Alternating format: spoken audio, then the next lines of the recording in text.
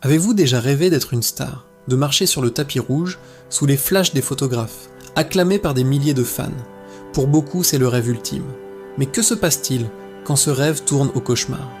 Quand le succès, au lieu d'être une bénédiction, devient une véritable prison dorée qui vous broie lentement. Aujourd'hui, on va plonger dans la psychologie complexe des célébrités et comprendre le mécanisme insidieux qui peut les mener à leur perte, la dissociation et la perte d'identité. Imaginez un instant, vous êtes un jeune artiste talentueux, passionné, vous passez des années à perfectionner votre art, que ce soit la musique, le cinéma, le sport. Votre but est simple, partager votre passion avec le monde. Et puis un jour, ça arrive, le succès. Un succès fulgurant, massif.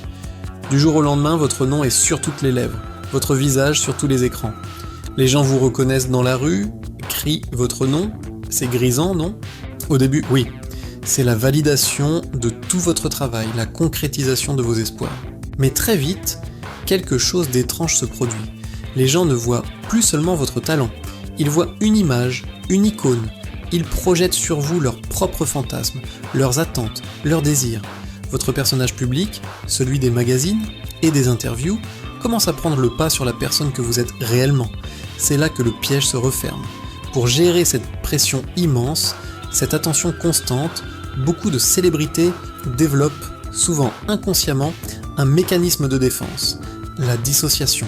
C'est un processus psychologique où l'esprit se déconnecte de la réalité pour se protéger d'une situation trop stressante ou traumatisante. La célébrité crée une sorte de personnage public, un avatar parfaitement poli, souriant, charismatique, qui sait dire les bonnes choses au bon moment. Cet avatar, c'est celui que le public aime. C'est celui qui vend des disques, des billets de cinéma, des produits. Il devient un bouclier. Le problème, c'est que ce bouclier peut devenir une cage. La personne réelle, avec ses doutes, ses peurs, ses imperfections, se retrouve cachée derrière. Il y a la star et il y a moi. Deux entités de plus en plus distinctes. La star vit sous les projecteurs, sourit aux caméras, enchaîne les obligations. Pendant ce temps, le moi authentique est mis de côté, négligé, parfois même méprisé parce qu'il n'est pas aussi parfait que l'image publique. Cette séparation, cette dissociation est épuisante. C'est comme jouer un rôle 24 heures sur 24, 7 jours sur 7. Il n'y a plus d'espace pour être simplement soi-même. Pensez à des figures comme Michael Jackson. Au sommet de sa gloire, il était le King of Pop, une figure quasi mythique. Mais derrière l'icône, il y avait un homme qui aspirait à une enfance qu'il n'avait jamais eue. Un homme profondément seul et mal compris. Son domaine de Neverland était une tentative désespérée de recréer un espace où il pouvait être Peter Pan, l'enfant qui ne grandit jamais, loin du regard écrasant du monde entier. La dissociation entre Michael Jackson la superstar et Michael Jackson l'homme était si profonde qu'elle a fini par devenir une source immense de souffrance. Ce phénomène touche toutes les sphères de la célébrité. Dans le monde du cinéma, des acteurs se perdent parfois dans leur rôle. Pour incarner un personnage de manière intense, ils puisent au plus profond d'eux-mêmes. Mais quand le tournage s'arrête, comment faire pour se déconnecter ? Comment revenir à sa propre identité quand on a passé des mois à vivre, penser et respirer comme quelqu'un d'autre ? Surtout quand ce personnage est acclamé par la critique et le public. Certains acteurs parlent d'une sorte de deuil à la fin d'un film, une période de flottement où ils ne savent plus très bien qui ils sont. Le public joue un rôle crucial et souvent involontaire dans ce processus. Nous avons tendance à oublier que les célébrités sont des êtres humains. On les place sur un piédestal, on les juge, on les critique avec une dureté qu'on n'appliquerait jamais à nos proches.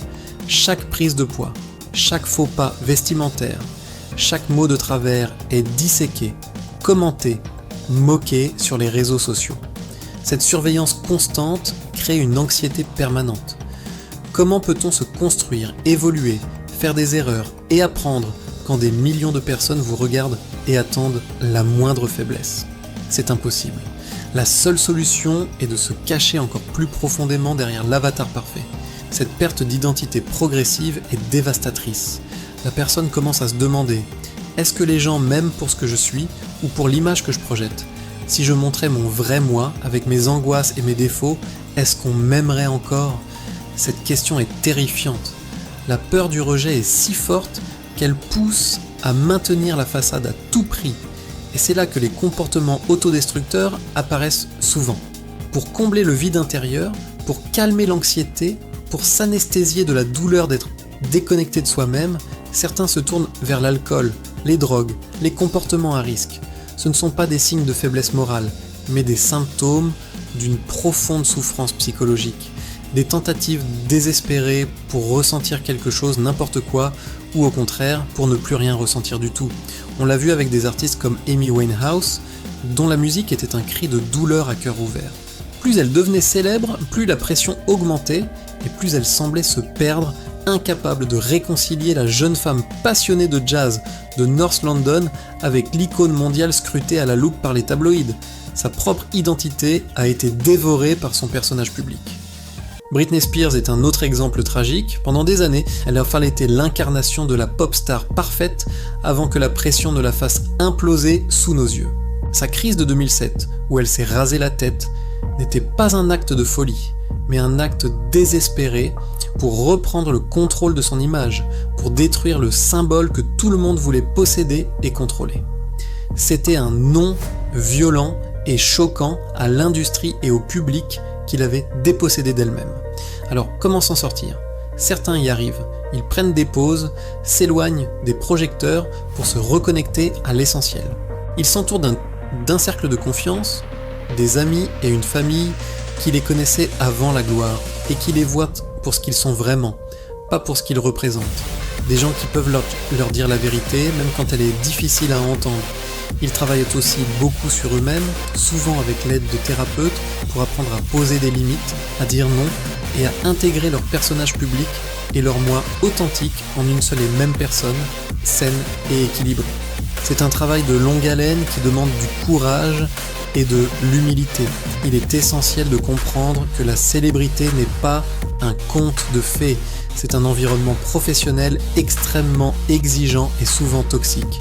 Le succès peut détruire aussi sûrement qu'il peut construire. La prochaine fois que vous lirez un article sur une star qui pète les plombs, essayez de regarder au-delà du titre sensationnaliste. Essayez de voir l'être humain derrière l'icône, une personne qui se bat peut-être pour ne pas se noyer, pour ne pas perdre ce qu'elle a de plus précieux, son identité.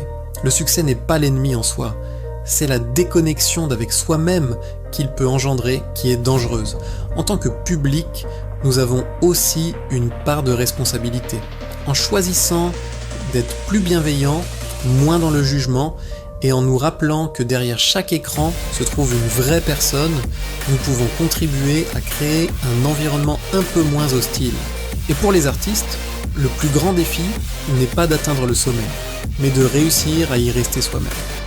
Le vrai succès, finalement, ce n'est peut-être pas d'être connu par le monde entier, mais de continuer à se connaître et à s'aimer soi-même, malgré la gloire. Merci d'avoir regardé cette vidéo. Si ce sujet vous a interpellé, n'hésitez pas à laisser un commentaire pour partager vos réflexions. Abonnez-vous pour ne pas manquer nos prochaines explorations de la psychologie humaine. Prenez soin de vous et à très bientôt.